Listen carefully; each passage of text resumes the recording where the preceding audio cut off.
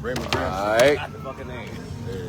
Come on, man. We about to get busy. Yeah, low down. We're getting live, man. Let me put this camera to the side. So I can take my little Yeah, flips. that's fair you said that, right? Because And even with that, my therapist gave me this book, right? And I've been reading lately like a motherfucker. You know what I'm saying? I even picked up my Quran for the first time this morning in like 4 years. Yeah. But it's I noticed like when it's like a form of my meditation now. It's like me being still. Once I be still, I don't give a fuck what's going on here. Once I be like, all right, Liz, fuck this shit. Sit your ass down, roll this spliff, and get in meditation mode. Yeah. If that's listen, pick up a book. You know what I'm saying? Watch something on that's gonna feed my mental. bro. Yo, I've been getting in the spot lately, but I've been reading, yo. This book that I'm reading, oh God, this shit crazy. You know what I'm saying? This shit crazy. But like writing, how you talking about writing? You know what I'm saying? I obtain information. I hold it different. I guess because I used to write a lot, but you know what I'm saying? I'm more of a talker now. Yeah. Because it feel like when downloads be coming, boom, I just gotta get that shit out. And then I just gotta keep doing the same shit over and over and over and over again. Like, I don't know, shit crazy. Yeah, because a lot of the time, the things you wrote was over and over and over again. So you passed the writing. It's natural now. It's like, you feel me? Yeah, all you did is reprogram yourself to the information when you wrote it. I was telling this girl, when I was locked, all the writing I did, I had notebooks and shit. I know. Notebooks and shit. I used to do the mathematics every day. No, you used to send them shits to me. Every day I used to do the math. And it wasn't short though either. Hell no. Tony had all that shit. Tony had most of that shit. You the one who had me writing like that. That's how I started to see shit different. When you wrote me like that. Rhonda had a bunch of that shit. Yeah. People don't get that. It was like, it's like, the way you wrote it, I might not took it how you sent it to me. But it made me think about it. You feel me? Especially when you broke it down about how the girl could look good in those jeans. That one, I forgot what that was. The Battle of the Minds, I think it was called. Yeah, I've been looking for them shit, yeah. Yeah, that was a smooth one. I get what you said. All right, man. I gotta keep building, man. I'm gonna introduce the platform real fast, man. What's going on, ladies and gentlemen? I just want one of my friends to hear me. Let me know if you can hear me. Type it. Let me know if you can hear me, man. It's your boy Champ Jones. This is another episode of Chatting with the Community, man. And we live in one of my beloved communities, man. One I love the most. We're in the West End of Hartford, right? But we in the Asylum Hill neighborhood of the West End. I know I'm from up top, but right now we down bottom. We're right on the corner of South Marshall. We're right on the corner of South Marshall and Marshall. South Marshall, Marshall. And we got some community members. We got some family that's building today. And we're going to do what we do best, man. And one of the topics today that I want to build on is the economic instability and challenges that come with living in the city of Hartford. You know, we got the black box, the black facts, in which we're going to have brothers build from the black facts. We got some prompts from my upcoming book, Hartford as We Know It. You know we got Broke it down while you did that. some references from my upcoming book too, The Social Determinants of Hartford. Urban photos and stories documenting Hartford, Connecticut, man. And I'm privileged and honored to be in a position where the community embraces what we got going on, our aim, dedicating and committing to an atmosphere where we can take care of each other, we can support each other, we can be there for each other. And that's the whole point of the Chat with the Community. Give that platform where we could talk and discuss real issues, real barriers. And you know, with me, it ain't no You know what I'm saying? Like, no censorship. You can talk whatever the fuck you want to talk. You can say whatever you want to say, no censorship, because it's real life. And these communities, not only which I grew up in, people that I was raised around, but it speaks to the work I do, and that's being an advocate for those who may not get to be heard as much as they should be. There's a lot of voices that's screaming, but there's very few ears that's willing to listen. So today, I'm right, like I said, we in the Asylum Hill part of the west end of Hartford, and we about to build on the black box. You know, we got our mantras. You are appreciated, you are valued, you are needed, you are necessary, you are loved. We passing these out to the family. We got the book out and we build it, man. This is what we do, man. So needless to say, we about to leave the floor open. If you tapped in, let us know you tapped in. Share a question, share a fact. Needless to say, we're gonna build. I got two brothers, man, that's from this community that's been, I got a young brother, you know what I'm saying, that has been doing what he got to do. Speaks to resilience, redemption. Then we got an OG, man, that's, you know what I'm saying, been doing this shit before I was born, let alone is an example of a leader, a community advocate, a father, a grandfather, being very imperative of what we need in our communities to see what safety look like, what guidance look like, what inspiration look like. He's a business owner. Many of y'all probably copped a hot dog, a kielbasa, or a burger from No Pork on this fork. But I want y'all to get to know the person, the family, the stories behind the individuals that not only make up the services y'all love to feed yourself, but that play a part in the communities that we know best to be safe and camaraderie, right? So we're going to get right into it. We're going to chill. Ain't no force. Like I said, we're right on the corner of South Marshall, Farmington Avenue. Type in building, we here. And give me like a few seconds. We'll go in the black box. That's my you know what I mean? I want to know. All right, so before we dig in, I'm going to let Big Brother know what's going on, bro. So this is how it work, right? So we got the big black box. So bang, when you go in the big black box, you'll take out, you'll shuffle, and you'll grab something, right? So bang, let's say if I grab this, right? Bang, I'll grab this random one. And it says, it's two questions. One says, what would make a young person proud of their school? And the second one is, what would make a parent trust the school system more? And you could choose one or two, or you could choose both. So let's say, bang, if I chose this right and to say, all right, what would make a young person proud of their school? And what would make a parent trust the school system more? I'll go with the question of, what would make a parent trust the school system more? Me as what's going on, bro?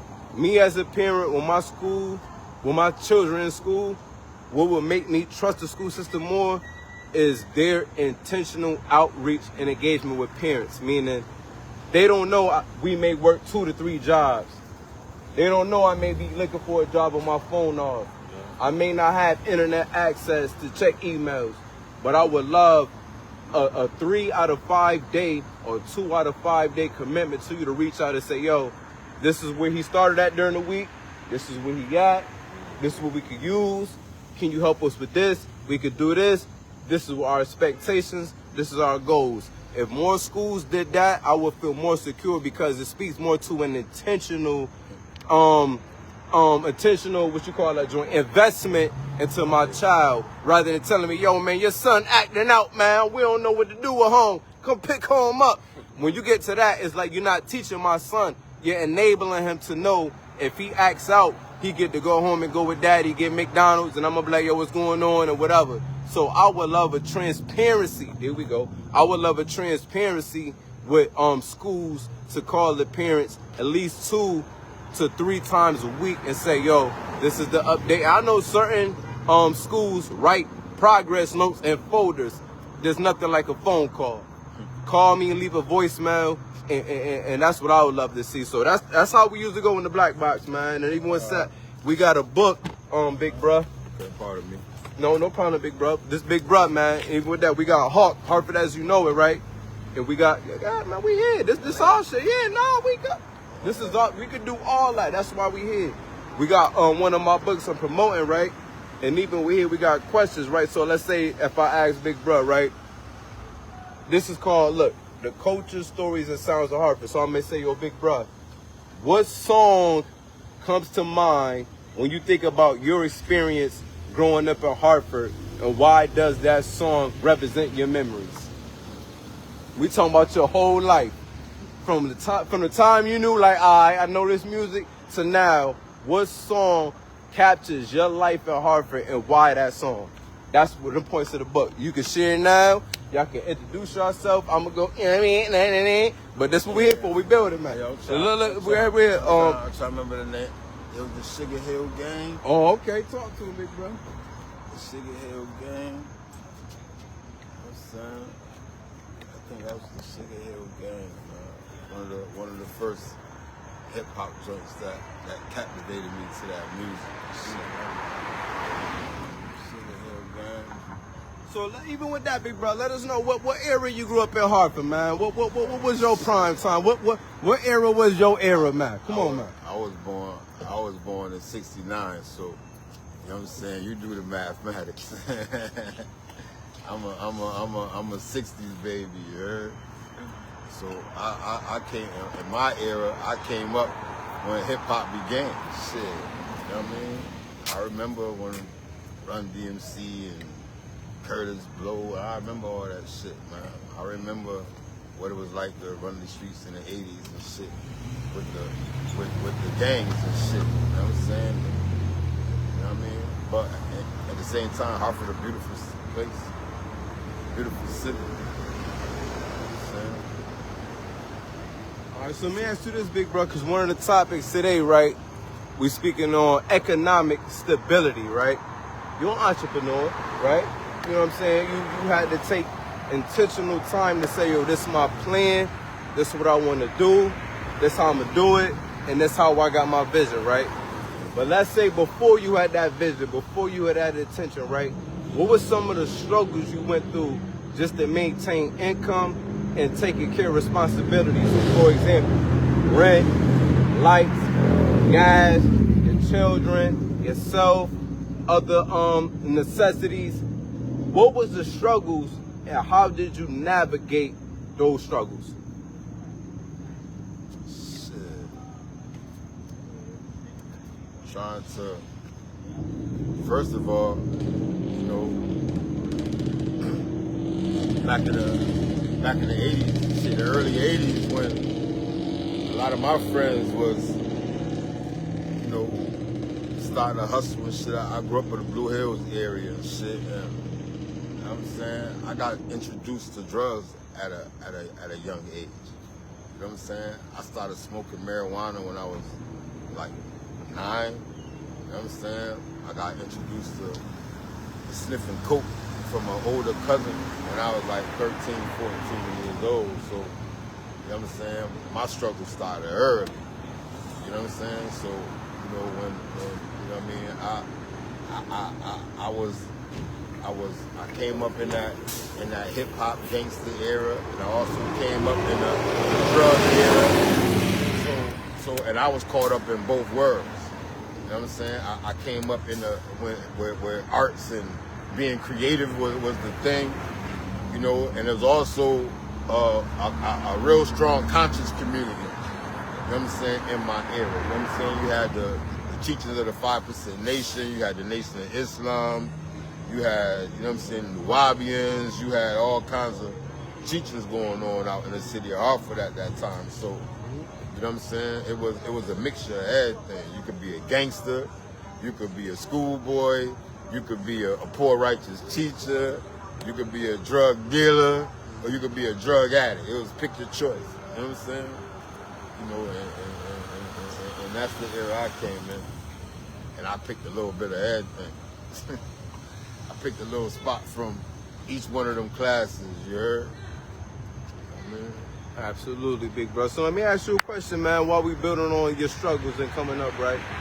Based off, let me ask you, because you ever heard, let me get it right here. I'm going to get with you, right? We doing the camera, mama. hey, what up, girl? You trying to come on? Come on. We talking about the community. You good? All right. So, big bro, let me ask you this, right? Because there's, if you see, the book is called The Social Determinants of Hartford, right? The Social Determinants of Hartford. And there's 5 domains that I based it off of the social determinants of health.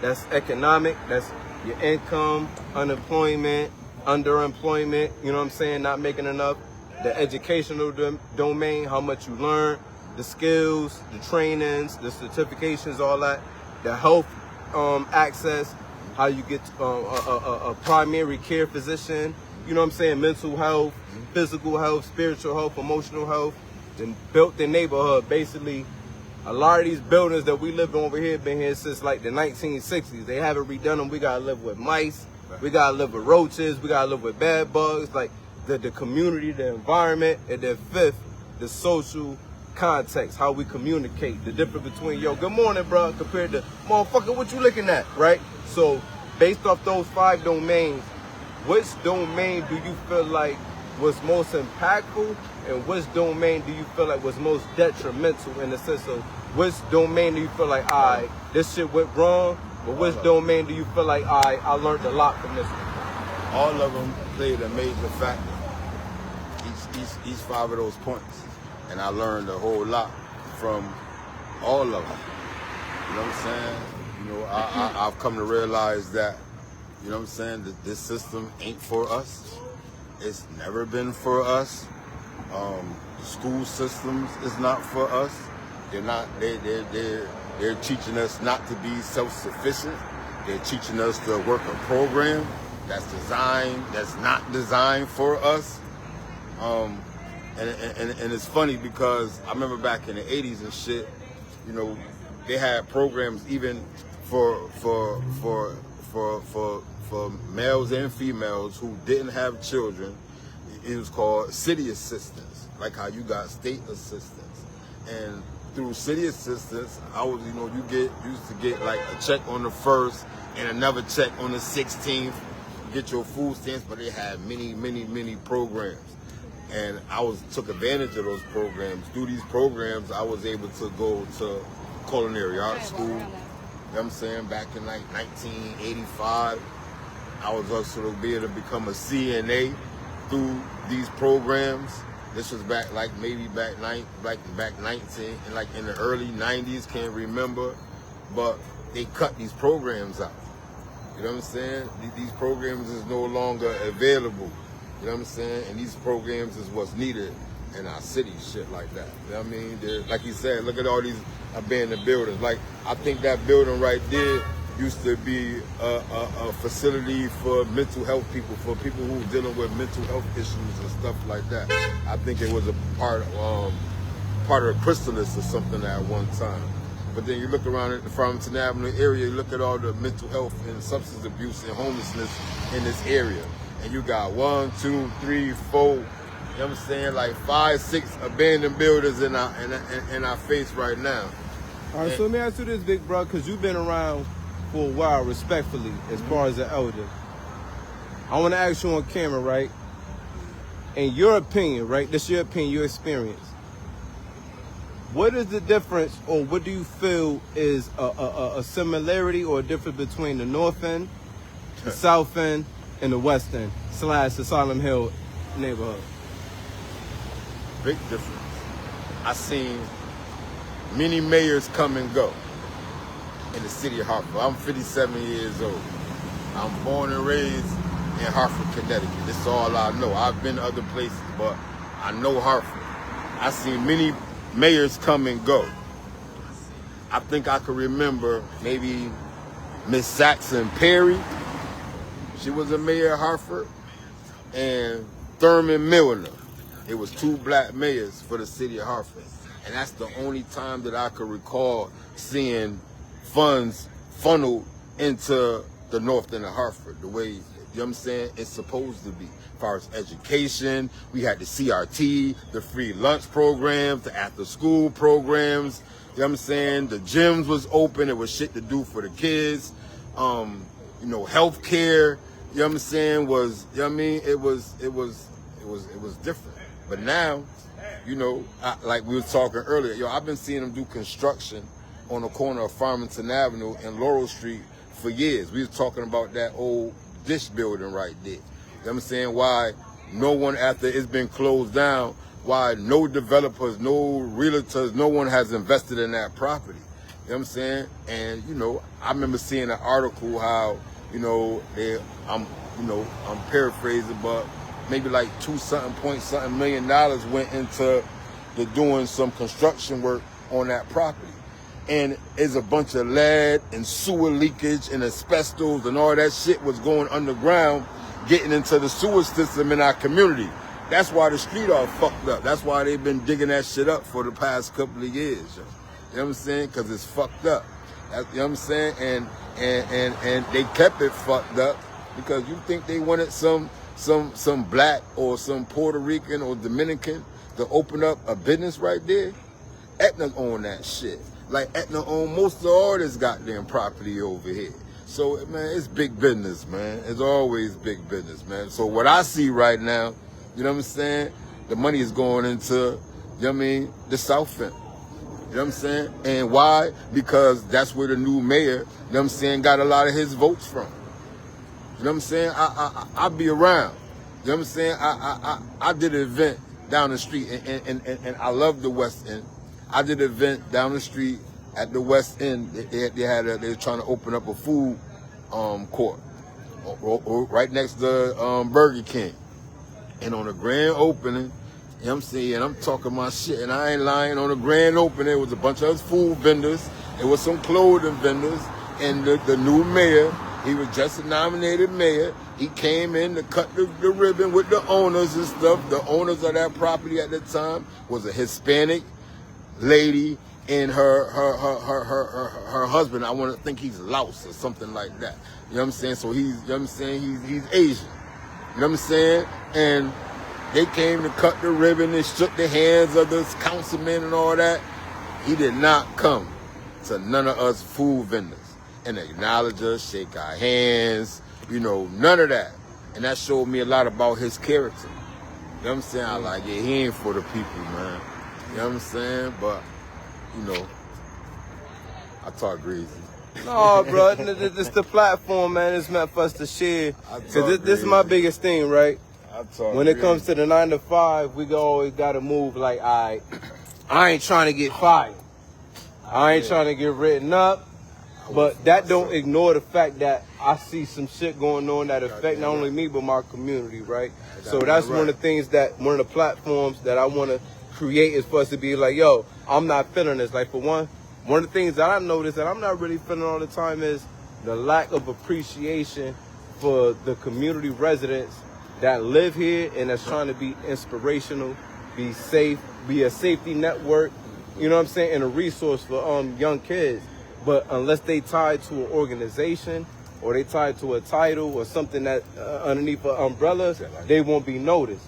And I'm one of the ones that's like, yo, we in the midst of brothers that are entrepreneurs in the middle of a block where it's like, unless you, I'm not talking about driving down Farmington Avenue, going to West Hartford, or driving down Farmington Avenue to go to downtown. I'm talking about parking up, man, and really building with people. You will see there's no greater sense of intentionality with community and upliftment than these same blocks that y'all are driving. Because I see the comments of some of these pages and they talk about these same areas and thinking, oh, we want to live away in a sense where it's struggle. We want to live away where it's gun violence. We want to live away where it's criminality. Well, I'm like, that's learned how they behavior, program us, though. You feel me? Learned behavior. Like, Bill. So, man, I didn't did my fair share. You feel me? Bro. And it's just like when you hit my age, 35, you start to see a whole lot different. You know what I'm saying? You see the technology that they put on the youth. You feel me? Like, let's go back, right? 2017, we wasn't even allowed to listen to Chicago on the air. You feel me? They put it back on the air to create this type of environment so they could put laws on us, change shit, and I'm gonna be real with y'all, bro. If y'all don't see it, bro, they basically want to enslave us, bro. You know what I'm saying? They gonna create the gun violence, you know what I'm saying, where they gonna say the property value of the shit supposed to be low, you know what I'm saying, but it's not really low. You know what I'm saying? They raising it up on us, you know what I'm saying? Bro, it's just so big, but at the end of the day, it's like they're not giving nothing back to us. But they taking everything from us, bro. Like, why would they give something back? So High 937 can sit up there and do something for the youth with this music, you know what I'm saying? But they're not even trying to do it. They'll play everybody else, but they won't even play these artists, get these youth a chance to do something else besides the streets. It's like, you got to get us something big to really look forward to because what they giving them. Who owns 93.7? Do the community own 93.7, or do the same? You know what I'm saying? Do the same. It's ran by a fundraiser company. Or do the same systems that run all the rest of the entertainment industries. So, you know what I'm saying? I want to ask you this question, big bro. It's all programming. The entertainment commercial programming. Come on, man. Let me ask you a question, big bro. Come on, man. The OGs you grew up with is completely different than the OGs we grew up with, right? Right. So I'm gonna ask big brothers, right? And you can build on it too, bro. Is there a such thing as OGs anymore? And if so, what they look like? And if not, what do they look like now? With the social media, with the trends. It's how do one define OG? It's different definitions to OG. It's how you define that term. You know what I'm saying? The root of that word is original God. Original God. Yeah. Okay. So how many original gods out here? Original God. No. Who know themselves as God? So what do that look like, big bro, man? Because I mean, me and bro, we're the same age, right? And not for nothing, we grew up seeing niggas get a different type of busy, a different type of respect, a different type of joint, right? But what I'm saying is, even with that, we had some knowledge, right? We was given some knowledge. We was granted some, you know what I'm saying? So what the future is holding for the youth now that may not get that knowledge, what would it take to be an OG now compared to the young dudes that grew up in the late 80s, the 90s, and 2000s who still got a piece of that knowledge? But the young dudes now who not getting it, what do that look like? I got an answer to that. Look around you, right? You see what everybody doing, right? And you see what we doing? You see what y'all two doing? Huh? These is what OGs look like. You heard? This is an OG, and this is an OG. Original gods, original gangster. A gangster is one that will put his ego on the line, yo, to get a message out here to his community to show love, yo. Unconditional love to his motherfucking community. First, you got to give it to yourself. Because if you can't love yourself, ain't no way in the world you can love your community. It's impossible. So let me ask you, big bro. To the dudes who you grew up with, right? To the brothers that went under that same umbrella you went through, the same, you know what I'm saying, challenges, the same barriers. They used to pull your car. From what you learned from then to now, what would you tell the brothers you grew up with to say, yo, bro?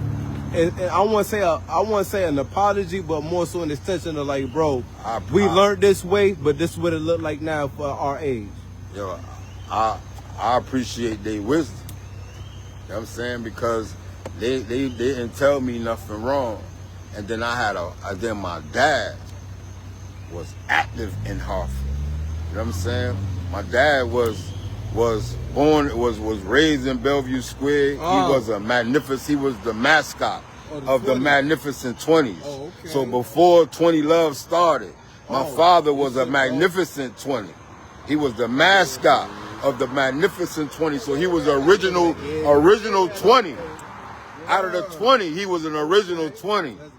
Sammy Perry. So you asked an OG. So my dad had so much knowledge and so much information. He lived these streets. You know what I'm saying? And I just used to suck it up. And then the OGs in my neighborhood, I grew up Blue Hills area, Blue Hills, Bowles Park area. So we had a big conscious community in our nneighborhood. You know what I'm saying? We had the Nuwabians, we had the 5%ers, we had the Nation of Islam, we had all of Blue Hills, bro. And we used to build on Palm Street. If anybody know about fat stores to be on Palm Street, back used to get the coldest 40 ounces of the motherfucker. Used to be a store on Palm Street by the corner of Tower and Palm. Used to sell the coldest 40 ounces in Hartford. Nigga. It was a corner store on Palm Street called Fats. Wow, I ain't never know that, bro. It's still there now. If you drive down Euclid, one of those streets you look on Palm, like going towards the big soccer field, what's that? Euclid Street is a little red, like a little barn right there. That used to be a store. And Palm Street niggas, we used to hang in front of that motherfucker. Niggas from Blue Hills, they used to leave Blue Hills to come down to Palm Street because that shit was colder than up Blue Hills package. Okay. And Bowes Park had to come up there to get they beer and shit because it's on the corner it's either they go to Palm Street or go all the way up to Blue Hills. Word. You know what I'm saying? Oh, man, y'all got some history, man. Yeah, look, so y'all young dudes are gonna tap in later, man. Y'all got some. I ain't even know that shit. Yeah, so Bowes Park and Blue Hills had a lot of brothers that studied the 5% lessons. You know what I'm saying? So we have Blue Hills Pizza, Mr. Pizza up there, and let one of the OGs, let one of the originals guards, you talking about you studying the lessons, catch you coming out the pizza shop with some pepperoni or a ham grinder. Over. Man, it's over. They're going first ask you what's today's mathematics. You got to be able to recite today's mathematics. If you couldn't recite today's mathematics, man, you're going to get your ass whooped until you learned that shit. So it made you sharp. Yep. It made you go home and let me put down this shit that's a distraction and study on these lessons. And I swear to you, bro, them lessons is what saved my life. You know what I'm saying? That was some deep shit, man. I don't know if y'all tapped into that. You want to tap in later? Ain't no competing with that, man. That was some real history. That was some real insight. And what I got from that was it take a community within the community to build it, man. We don't need programs. We don't need certain things to be waiting, man. It's going to take intentionality from parents, youth, neighbors, everybody. Start taking these kids back on to ice roller skating and shit. Come on, man. In the wintertime, Bushnell Park do free ice skating for Hartford residents. Yo, man, we could rent a motherfucking bus, get the kids in the community, take them ice skating. Back in the day, we roller skating, bowling. We don't do shit with our kids in the community no more, huh, bro? Small, I might roll up. You know what I'm saying? And our kids need that. You know what I'm saying? My kids need it, man. You know what I'm saying? I'm talking about me, working on being a better dad, man. You know what I'm saying? So what we on, man? Come on, man. Let's dig in the black box, man. One of y'all grab one of the black facts, man. Let's build. Jumping that black box. Grab the black box, man. Let us know what's going on. Grab one, read it out loud, and let us know what is going on, what it's saying for.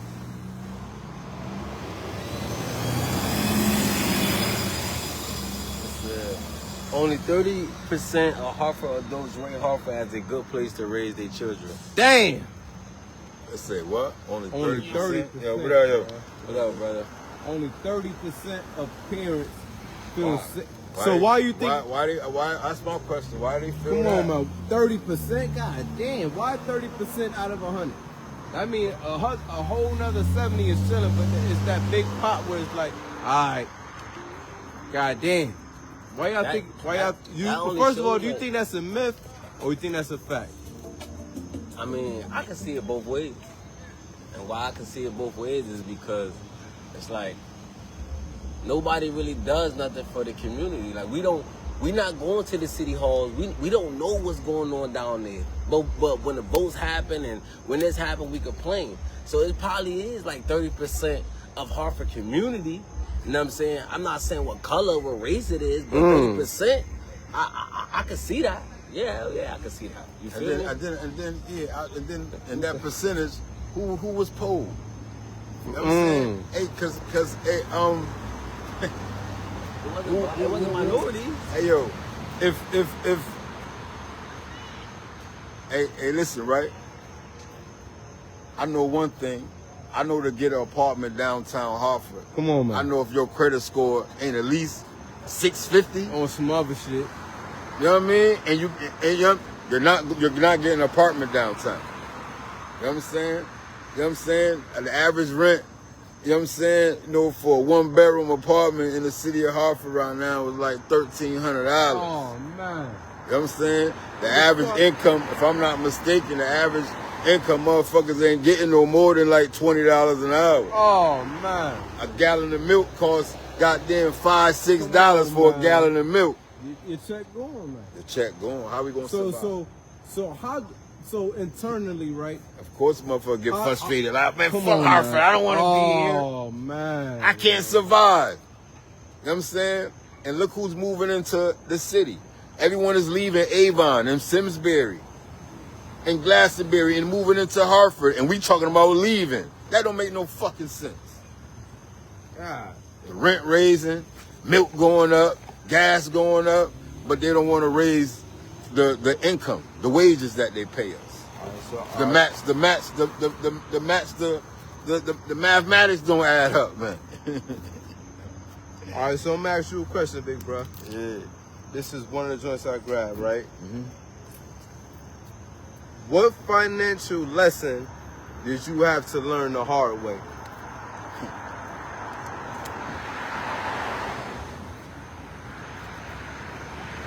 What financial lesson did you have to learn the hard way? Not paying my taxes. Okay. Running a legit business, you can't run a legit business like you out here in these streets. I can't take my hot dog money that I make selling hot dogs and put it in my shoebox and throw it under my bed. You know what I'm saying? You know, you know what I'm saying? Especially when you get an EIN and a tax ID number. You know what I'm saying? The city of Hartford and the state of Connecticut want they 6.35% and they 7.35% on food sales. So when you sell food, you gotta sell a food tax and a state tax. So, you know what I mean? Yeah. And they want this. You know what I mean? Better grab one next, bro. God damn. That shit got me wanting to be like, man, just call me for late night if you need a plate. For real, bro. This shit gay. All right, what you got? You can choose one out of whatever ones you got. But that type of literacy is necessary. Say it in front of the camera. Yeah. It's two. You choose one.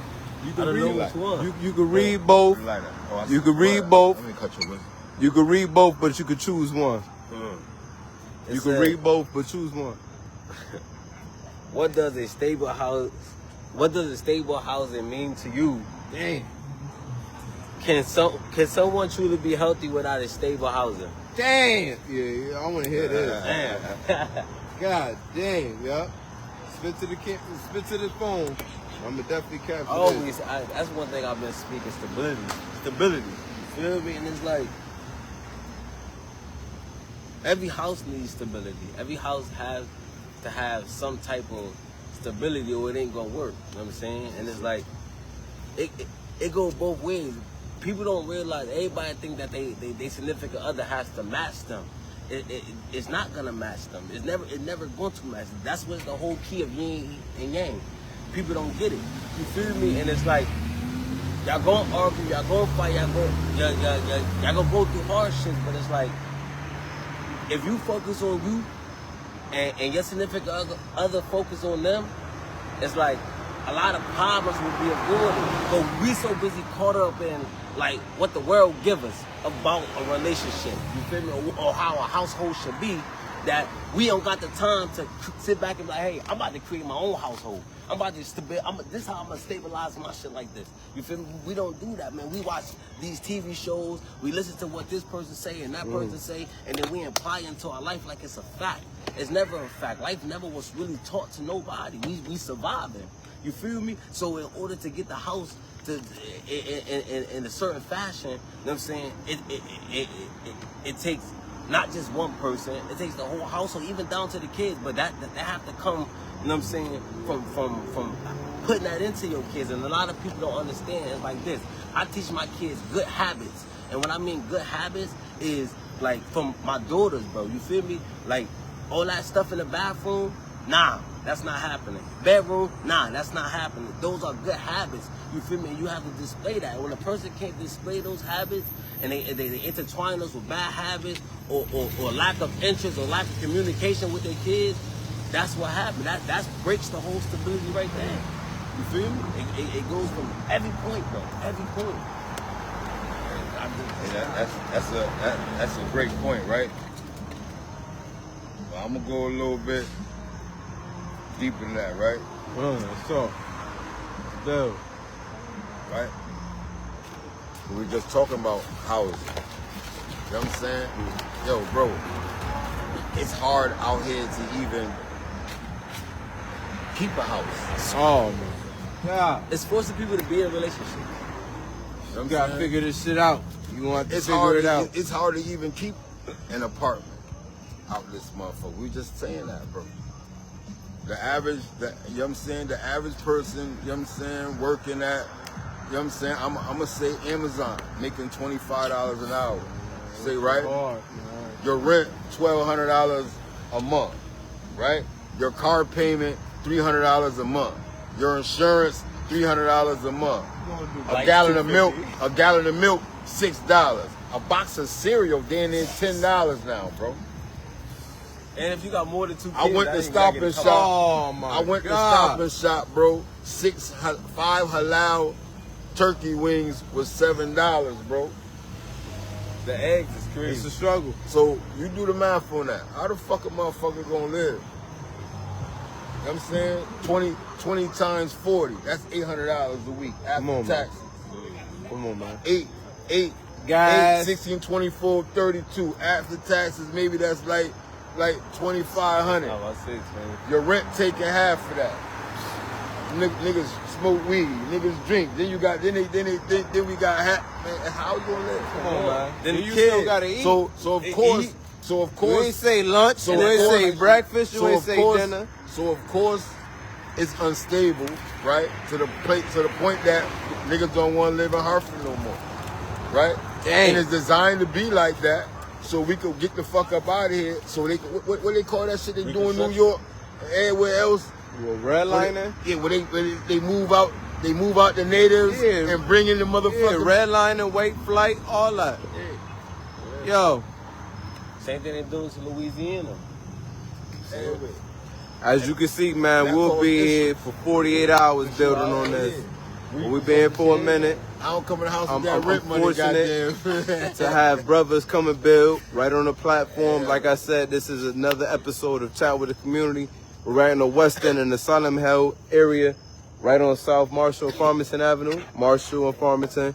Come check Breaking Cuts, Breaking Brad. Come get your appeal, get your hair cut. Come check out No Pork on this fork. Got the best hot dogs in the city. And needless to say, man, just understand that it's going to take a collective. It's going to take a community. It's going to take intention. And I'm just happy to be a part of the solution. And needless to say, man, it's another episode. I'm going to let these brothers shout themselves out. Big bro, let them know where they can find you, especially your business and what you got going on in the city, man. Man, the Glizzy King, man. We open tomorrow, man, 1240 Park Street. You know what I'm saying? Hartford, man, over there by Key Food Plaza, you heard? All beef, everything, you heard? Pause, you heard? As you young motherfuckers say, you heard? But yo, pull up on your boy, you know what I'm saying? No pork on this fork, man. I'm outside, man. Y'all know where to find me. All right, bro. Let people know what you got going on, man, and what you want to let the world, you know what I mean? YPCLs on all platforms, man. I'm in everything, man. I'm a GM of a semi-pro single A football team, man. I'm trying to do something different for 2027. I want a lot of people to pop out for us, bring the kids, coaching, players. You know what I'm saying? Even if ladies want to create a cheerleader squad, I just want to have a community base for my team. That's just how I'm looking. You feel me? Now, man, I got some other stuff working, clothing line. You know what I'm saying, man? Tap in with me, man. You feel me? I'm willing to network. I'm willing to help other people get their platforms out there, man. Tap in, man. How we get these? Ain't come on with that, yo. Those coming out in October, big bro. What's that in your hand, big bro? Talk to me, man. What's that in your hand, man? That too. I mean, yeah, we ain't mad at that. But what's that joint you just had in your hand that you put down, man? Come on, man. Talk to me, man. Did y'all go through it? Let me know what y'all thought, man. Going through that book right there, man. I seen some things. That's why I asked, how can I get one? I'm saying, I like this. Yeah. The social determinants of Hartford, man. We're building on urban photos and stories. And you know, this ain't the first time I seen this book, bro. Okay. You know what I'm saying? Okay. I seen some great people up there. Yeah, man. It's I heard from around the way, man, it's a HUD yearbook, and I'll take that. Cause it's speaking, you know what I mean? Yeah. You know what I mean? You don't got too many, it's like you don't got too many people that's willing to put positivity behind what they're doing for their community. My brother. You know what I'm saying? So my brother. It's like I bet you don't know what HUD this is without looking at this shit. Yeah, that's what it's for. That's what you mean? That's Blue Hills Avenue. That's behind the gas station, motherfucker. You don't even know. Booth Bay, motherfucker. Nope. That's not? Nope. Where that's at? Nope. I'll be over there. You know where Edward Street at? No. Yeah, right here. You know where Edward's and Walnut Street meet? Yeah. That's where it's at. You see, that's the this on. See, I didn't see and this. This I on. didn't see This on Woodland going there. Yo, this fucked me up. Woodland going there Homestead. I thought this was behind the old model market up Blue Hill. Yeah. No. Like Blue Hill. I like this behind Blue Hill. You know what? If you're coming down Edward Street. You go past, you know what I mean? I know you're talking about where loaf of bread or breaking bread or whatever you call that shit. Like I said, man, that's the social determinants of Hartford. We also got Hartford as we know it. And look, these pictures, you ain't gonna find it here. These are different set of pictures, and there's questions like building our family. Like I said, what are some examples of local art, traditions, or cultural expressions that make you proud of Hartford? You know what I'm saying? Then you got all type of other questions like what role did local leaders such as community leaders, parents, mentors, role models, activists, community organizations play in your neighborhood? This whole book, if you was to fill this out as a parent and give it to your kid, they would know your whole life growing up in Hartford. This book right here, The Social Determinants of Hartford, is speaking about our educational system, our neighborhoods, our healthcare system, our economic employment circumstances, and our social, how we engage with each other, man. And it's coming out in October, man. And we right here in one of the neighborhoods I know best, that I love more than anything, the Asylum here on the West End. We got my big brother, Brian Perry, my brother, Lil B. You know what I'm saying? We doing, man, and we building. What's going on? Oh, come on, man. Listen, look. Before I even put this nigga on camera, right? Niggas don't even know, man. This is my brother, man. I ain't gonna say one. He the reason why I was able to come down to South Marshall, man. This is my brother, man. I stood the night at home, man. We used to have tomato sandwiches at this boy, at my brother crib. I'm lying, bro. Big tomatoes with the salt and pepper with mayonnaise on the bread like this. This is my brother, man. And y'all don't even know, man. Listen, home, do comedy. This the thing, right? I do documentaries. That's cool, because I got like 15 minutes. Proud of bro, man. 30 minutes. Proud of bro. Bro got a movie out here. You know how... No, but bro, unless you know how the editing process go, how you know to go back and rewind shit, hold on, I ain't like that. My hat not right.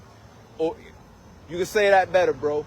That take intention, that take knowledge, and that take dedication, man. And what's so real is because when people drive down Farmington Avenue, depending if you know, if you don't know, y'all would think it's just licks. You know what I'm saying? Niggas think it's just licks out here, drugs. You know what I'm saying? Yeah, that too, but y'all don't even know, man. We breed a different type of entrepreneurship. We got no pork in this fork. We got breaking cuts, breaking bread. We got, you know what I'm saying, niggas up top, what we doing. And we got, I'm going to let him, you know, I'm going to get his spell, man. This is my brother, man. Come on, man. Come on, man. Come on, man. Come on, man. You know what it is, Come on, man. Butter the kid, man. Come on, man. You're not following me, go follow me, man, for sure, man.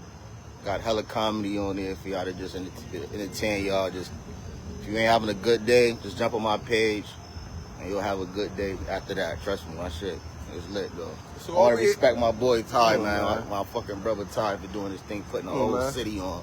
Block by block, street by street, Come on, man. bro. Niggas know what it is, man. Champ Jones, man. He got the streets buzzing right now. And even with that, while we was building, bro, I'm happy you here, right? Especially we were around the way, right? One of the things we was talking about is like, yo, my fault, bro. one of the things we was talking about was like, yo, what is one thing, right, that you would want to see in your community, right? That you know you grew up with. You been here, bro. He from here. He been here since, you said 1978? 1996. 96, you know what I'm saying? South Marshall dude, right? So what is one thing that you know that you seen growing up, that change that you want to see again right here on South Marshall? Shit, I want to see the community back. You know what I mean? This shit dead now. The streets be dead. Like, I like seeing the kids play. You know what I mean? We used to have like the playground out there, so we was out. I mean, we wasn't supposed to be out there, but you know, we jumping the fence. But at least we had a fucking playground to go jump a fence through. You know what I mean? Like, I want to see the kids outside again, man. That's really what it is. We got to get back to earth, man. Stay offline. You know what I mean? So even with that, bro, you got a lot of joints going on, but most definitely everybody recognize you for not only your skills but your movie, man. And people want to know more so, if not for nothing, what inspired you to say, you know what, let me sit down and make a movie? Not just 30 skits, but let me sit down, build with my brothers, but you know what I'm saying, my support team, everybody that was a part of that project. What made you feel like, you know what, this is what I want to do? Shit, man. First and foremost, I want to say shout out to my cousin Gold, man. You know what I mean? Marcus Gold Clark. He like big bro to me, so he really actually got me into the movie thing because he seen my creativity and my talent, whatever, you know. So he was like, listen, man, because I was trying to get into a lot of his movies. So he like, man, we could make a movie off of you alone, like, you know what I mean? You could be a star. So he just told me to just take off. So I literally just wrote my whole movie. He directed it and edited it, but you know, I basically wrote the whole script, got the characters, got everything. So yeah, that shit was lit, man. I had a good time doing it. You know what I mean? It was a good experience, man. If you want to get into movies too, man, I got a couple movies about to hit soon. Like, I got a movie called Bundles and Hustles about to come out later this year. I'm still finishing filming that, but that's about to hit Tubi too. So. I ain't gonna hold you, bro. Yep, go ahead, big bro. Yep, got it. Yo, with all the distractions that one have on a day-to-day basis with life, period. How do you take the time to focus on your creativity? Man, you gotta just love that shit, bro. You gotta love that shit more than anything, like. You know what I mean? Like, even when I was rapping, like, I remember when I was like 13, 14, like, I stayed in the house all summer. All summer. I was like 14 years old. Went to school the next year. I was ready for anything popping. Feel me? I just got a different grind, different hunger. So you just gotta have that shit in you too. You gotta have that grind in you, that hustle, that no matter what's around you. We grew up. Everybody go through the same shit out here. So just gotta have that hustle, man. A lot of niggas make it out, man. A lot of niggas make it out with the same type of shit going on. Domestic violence, all type of shit in the house, but still make it out, man. Just gotta have that push, gotta have that pressure on you. Gotta apply that pressure. That's it. Even when you brought up music, man, a lot of people know you as a talented dude, man. You write, you perform, you act. A lot of niggas don't know you can sing. You get busy, man. So what do the music aspect of your life look like now? Is that something in the past? Is that something you do on your side time? Or is that something that you got future plans on embarking? Because like you mentioned in high school, when you was doing what you was doing, man, that's everybody knew you for. Butter was rapping. Even from elementary, dudes that knew you from West Middle, dudes that knew you from South Marshall, dudes, you know what I'm saying? That's the part that a lot of people know you from. So what I'm saying is you got people that may follow you now on social media that know like, oh, yo, that's Butter the Kid. He do comedy, Home do skits, he do all that. But what about the individuals that grew up with you, that know you from these same streets, that cater and play the part of who you are now, but know you as a rapper? Do they have something to look forward to, or is it one of the things where they gotta adjust to, yo, this is a new version of Butter? Yeah, so as far as the movie and the rap, I can't do both at the same time. I mean, you can, but that take a little extra push, which I could do, but I'm not young like I used to be. Like if I was like 21, 22, 23, I would have been doing both. But right now I'm just on that movie thing right now, but I still got bangers in the cut that I'm about to drop. So like I might have an EP coming out. Who knows, like next year or something like that. I got a lot of bangers that niggas ain't hear. That's like really, really hard. You know what I'm saying? Like, so music's still coming too. If you want to feature something, just holler at me. You know what I mean? I'm doing features still. You know what I'm saying? So whatever. You don't even know. Look, man. Hey, you see that flick? This in the book. That's me and my brother, man. That's for him right there, man. Butter the Kid, your chin. You know what I'm saying? That's my brother, man. And even if you know, y'all know, this an old flick. But what I'm showing is, man, this is my brother, man. We got a different, you know what I mean? You know what I mean? It's the joint, bro. That's all. Social Determinants Hartford, you know what I'm saying? I got stories, and even with that, I mentioned my first days on South Marshall, spending the night, like he mentioned, the Salvation Army, nigga jumping the gate, playing football before, when it was before the pen and all that. It's my brother, man. And even with that, I mentioned in this book, too, how what made it so comfortable for this to be my brother was his parents had the same expectations as my parents. You know what I'm saying? They had the same standards, the same rules, the same, this is what I expect from you as a young man. And what speaks to that is community. It was a lot of buildings on South Marshall, and a lot of people that expected the same thing that people may read in the headlines. And you know what I'm saying? That's in a whole different joint, but what needs to say is, it's some strong, resilient, loving families, man. And I wouldn't have been fortunate enough to spend summers, years, nights, days with my brother had that not been the standard between an overstanding of parenting, between our parents, and just camaraderie as a brother, man. And like I said, I'm proud of this dude. He from a neighborhood where we got 4 dudes here. We know this shit ain't, it's hard, man. You know what I'm saying? Let alone we got an entrepreneur, we got a movie star, a rapper. I just write shit. Bro got a football team, a basketball team, a youth program. So this is a highlight of intentionality. This is a highlight of dedication. This is a highlight of setting examples for your community, man. And if y'all know, like I know, in certain areas, especially ones like this, when we at in between Gillette, South Marshall, and Marshall, it's hard. It's hard, man. It ain't guaranteed. You're not guaranteed to be able to articulate yourself. What up, bro? It's not guaranteed you be able to articulate yourself.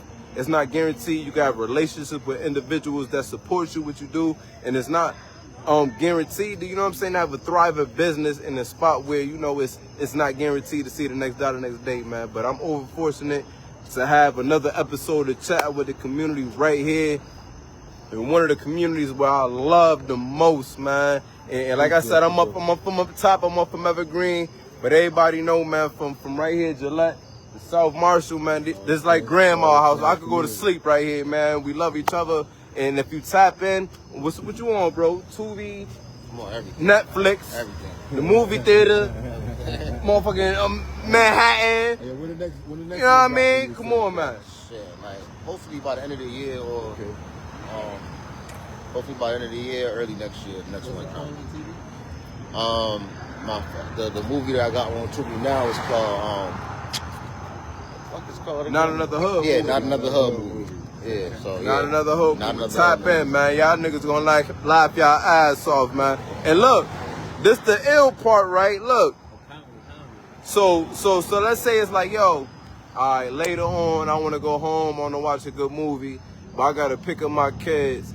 Who can I talk to about my kids and getting involved in activities? So, like, when I get off of work, I could put them in the program, right? So, bang. Wake up, I go to work, I pick my kids up, and then I'll turn to this individual to talk about how I can get my kids involved. What program you got, bro? I'm involved. I got the semi-pro. I'm involved in semi-pro, the NFL, you know what I'm saying? But I got people that's involved in cheerleading. I got people that's involved in the youth football. You know what I'm saying? We all part of the same organization. We all play football, but we branch out. So if your kids want to be involved in anything, bring them out. You know what I'm saying? Get them off the streets. You know what I'm saying? There's other ways besides this. You feel me? Like, I live this, I've been here, this ain't nothing, man. You know what I'm saying? And it's the L part, right? So bang, once you done with that, with the creative expression, you go work out, engage, run around, play sports, meet new people. You gonna get hungry. Inbox me, man. You gonna get hungry after all that, my nigga. We been dancing, rapping, doing movie skits, playing football, getting tackled. Niggas clipping me on the court. After all that, I'm gonna be hungry. So when I'm hungry, it's probably a spot or two I could go to that I could trust. They got quality food, some loving into it. You know what I'm saying? Quality, low prices for family. It's only one other spot I know off the rip, right? So, big bro, what we go to if we get hungry after all of this work, man? What we can go check out? Park Street, man, Hartford. No pork on this fork, man. Come on through, come holler at me, you heard? Hey, since he said it, I know the kids go back to school since he said it, yo. Tomorrow, man, you bring your kids up to me tomorrow, man. You come to the court, man, to the cart tomorrow, man. You get 2 hot dogs, man, bag of chips and a bottle of water for your kids, man. $6, man, since he put it out there, you heard? Back to school special for the kids tomorrow, man. You pull up at No Pork on this Fork tomorrow, you know what I'm saying? Anytime from 3 to 6 p.m., you get 2 hot dogs, a bag of chips, and a bottle of water for your kids, man, for $6. But you gotta have your kids with you, you heard? Peace. Hey, bro. Your turn. Hey, man. Shout out to my brothers, man. My big brother, Brian Perry. My brother, Luke. I ain't gonna say Lil B, but B Perry. And you already know him. The whole city, man, the whole world know, man. Butter, man. That's my brother, man. We ain't about to go into that. If y'all don't know, y'all don't know. But if you know, that ain't nothing new. Tap in. We got these 2 books dropping in October. We got Hartford as we know it. Stories, prompts. By the time you fill this out and give it to your kids, they're gonna be like, yo, I know everything about my family or my father or my mother that grew up in Hartford. And we got the social determinants of Hartford that speak on the social determinants of health and how it plays into the city of Hartford. We got my stories while I grew up. I got stories that I put in this book, actually, that took place on South Marshall Street. When you read the book, you'll find out my relationship with South Marshall, my brother, and how I was forcing it to build and collect a certain camaraderie, people that trust me, knowing I'm from up the block. I'm from Evergreen Avenue, you know what I'm saying? But needless to say, it's a book about even when I moved to the South End. Shout out to my family on the South End. My family I met at Bowes Park, and I lived at Bowes Park. That's what this whole joint's about, man. And much love once again, y'all see. We right on Marshall, South Marshall. We in the middle of the block. And we just doing what we doing, man. Chat with the community, man. Until next time, you already know the mantra. We gonna end it off how we supposed to. Stay positive, stay motivated, stay real. 1.